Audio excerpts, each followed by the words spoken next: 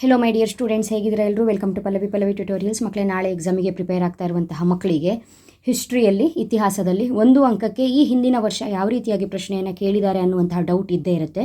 So ಈ ಒಂದು ವಿಡಿಯೋದಲ್ಲಿ ಈ ವರ್ಷದ 3 ಮಾದರಿ ಪ್ರಶ್ನೆ ಪತ್ರಿಕೆಗಳಲ್ಲಿರುವ 1 ಅಂಕದ ಪ್ರಶ್ನೆಗಳಿಗೆ ಉತ್ತರ ಹೇಳೋದ್ರ ಜೊತೆಗೆ 2025 ವಾರ್ಷಿಕ ಪರೀಕ್ಷೆ, 2024 ವಾರ್ಷಿಕ ಪರೀಕ್ಷೆ, 2023 ವಾರ್ಷಿಕ ಪರೀಕ್ಷೆ, ಈ ಹಿಂದಿನ 3 ವರ್ಷಗಳಲ್ಲಿ ಯಾವುದು ಕೇಳಿದ್ದಾರೆ, ಅದೇನಾದರೂ ರಿಪೀಟ್ ಆಗಿದೆಯಾ ಅಥವಾ ಅದೇ ಕಾನ್ಸೆಪ್ಟ್ ನಿಯರಲ್ಲಿ ಯಾವುದಾದ್ರೂ ಈ ಸಲ ಮಾಡೆಲ್ ಪೇಪರಲ್ಲಿ ಕೊಟ್ಟಿದ್ದಾರಾ, ಒಂದು ಐಡಿಯಾ ಅಂತೂ ಖಂಡಿತ ನಿಮಗೆ ಬರುತ್ತೆ. ಹಾಗಾದರೆ ಟೈಮ್ ವೇಸ್ಟ್ ಮಾಡೋದು ಬೇಡ. ಇವಾಗ ಆಲ್ರೆಡಿ ಇದೇ ರೀತಿ ಈ ಹಿಂದಿನ 3 ವರ್ಷದ ಬಿಟ್ಟ ಸ್ಥಳ ಪ್ರಶ್ನೆಗಳು ಯಾವ ರೀತಿ ಕೇಳಿದ್ರು ಅನ್ನೋದನ್ನು ಕೊಟ್ಟಿದ್ದೀನಿ. ನೆಕ್ಸ್ಟು ಹೊಂದಿಸಿ ಬರೆಯಿರಿ ಹೇಗೆ ಬಂದಿತ್ತು ಪ್ರಶ್ನೆ ಅನ್ನೋದನ್ನು ಕೊಟ್ಟಿದ್ದೀನಿ. ವಿಡಿಯೋನ ವಾಚ್ ಮಾಡಿಲ್ಲ ಅಂದರೆ ವಾಚ್ ಮಾಡಿ, ಸಪ್ರೇಟಾಗಿ ಒಂದೊಂದು ವಿಡಿಯೋ ಮಾಡಿದ್ದೀನಿ, ಆಯಿತಾ?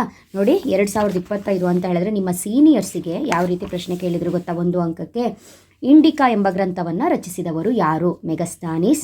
ಗೌತಮಿ ಬಾಲಶ್ರೀಯು ಹೊರಡಿಸಿದ ಶಿಲಾಶಾಸನ ಯಾವುದು?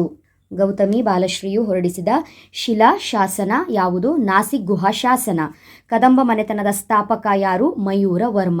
ಶಿವಪ್ಪ ನಾಯಕನ ಶಿಸ್ತು ಎಂದರೇನು? ಶಿವಪ್ಪ ನಾಯಕನು ಜಾರಿಗೆ ತಂದ ಕಂದಾಯ ಸುಧಾರಣೆಯೇ ಶಿವಪ್ಪ ನಾಯಕನ ಶಿಸ್ತು. ವೇದಗಳಿಗೆ ಹಿಂದಿರುಗಿ ಎಂದು ಕರೆ ನೀಡಿದವರು ಯಾರು? ದಯಾನಂದ ಸರಸ್ವತಿ. ಅದೇ ರೀತಿ 24ರಲ್ಲಿ ಯಾವ ರೀತಿ ಪ್ರಶ್ನೆ ಕೇಳಿದ್ದಾರೆ ಅನ್ನೋದನ್ನು ನೋಡೋಣ.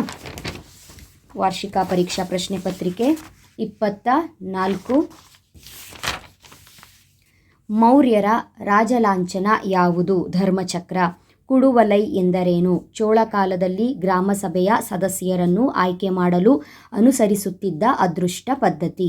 ಸಿಖ್ಖರ ಪವಿತ್ರ ಗ್ರಂಥ ಯಾವುದು? ಗುರುಗ್ರಂಥ ಸಾಹೇಬ್. ಝಾನ್ಸಿಯ ರಾಣಿ ಲಕ್ಷ್ಮೀಬಾಯಿಯು ಬ್ರಿಟಿಷರ ವಿರುದ್ಧ ಏಕೆ ದಂಗೆ ಎದ್ದಳು? ಬ್ರಿಟಿಷರು ತನ್ನ ದತ್ತುಪುತ್ರನನ್ನು ಮಾನ್ಯ ಮಾಡಲು ನಿರಾಕರಿಸುವುದರಿಂದ ದಂಗೆ ಎದ್ದಳು.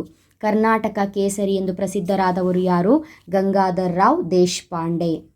2023ರ ವಾರ್ಷಿಕ ಪರೀಕ್ಷೆಯಲ್ಲಿ ಕೇಳಿರುವಂತಹ ಪ್ರಶ್ನೆ: ಕಾನಿಷ್ಕನ ರಾಜಧಾನಿ ಯಾವುದು? ಪುರುಷಪುರ. ರಾಷ್ಟ್ರಕೂಟರ ಪ್ರಸಿದ್ಧ ದೊರೆ ಯಾರು? 1ನೇ ಅಮೋಘ ವರ್ಷ. ಆದಿಲ್ ಶಾಹಿ ಮನೆತನದ ಸ್ಥಾಪಕ ಯಾರು? ಯೂಸುಫ್ ಆದಿಲ್ ಶಾ. ಭಾರತದಲ್ಲಿ ಇಂಗ್ಲಿಷ್ ಶಿಕ್ಷಣದ ಮಹಾಸನ್ನದು ಎಂದು ಯಾವುದನ್ನು ಕರೆಯಲಾಗಿದೆ? 1854ರ ವುಡ್ನ ವರದಿ. INA ವಿಸ್ತರಿಸಿ ಇಂಡಿಯನ್ ನ್ಯಾಷನಲ್ ಆರ್ಮಿ.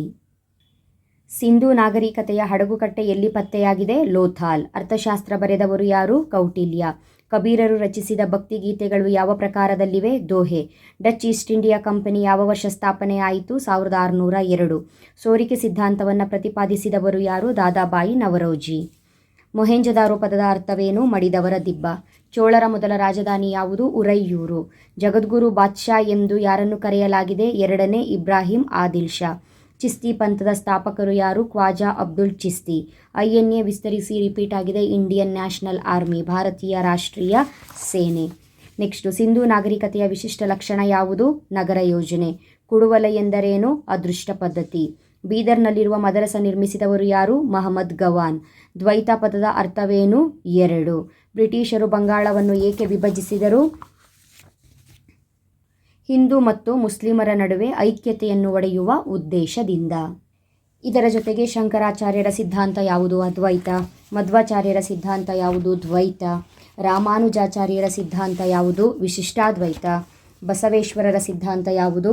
ಶಕ್ತಿ ವಿಶಿಷ್ಟಾದ್ವೈತ. ಅಥವಾ ಹಡಗುಕಟ್ಟೆ ಎಲ್ಲಿ ಪತ್ತೆಯಾಗಿದೆ? ಸಿಂಧೂ ನಾಗರಿಕತೆಯ ಹಡಗುಕಟ್ಟೆ ಎಲ್ಲಿ ಪತ್ತೆಯಾಗಿದೆ? ಅಲ್ಬೆರುನಿ ಬರೆದಂತಹ ಪ್ರಸಿದ್ಧ ಬುಕ್ ಯಾವುದು? ನೆಕ್ಸ್ಟು, ಬಂಗಾಳವನ್ನು ಏಕೆ ವಿಭಜನೆ ಮಾಡಲಾಯಿತು?